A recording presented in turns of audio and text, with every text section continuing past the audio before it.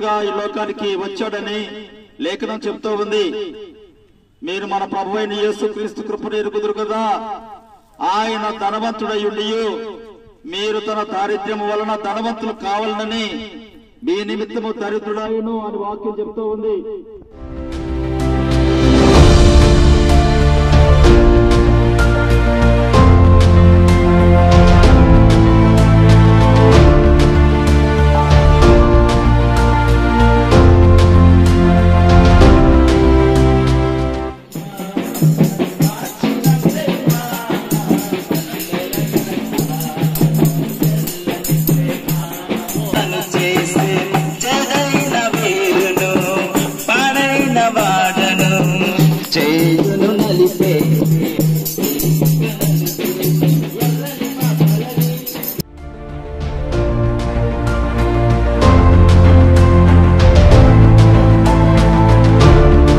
ఇమ్మానుయేలు అనే పేరు కూడా పెట్టబడింది.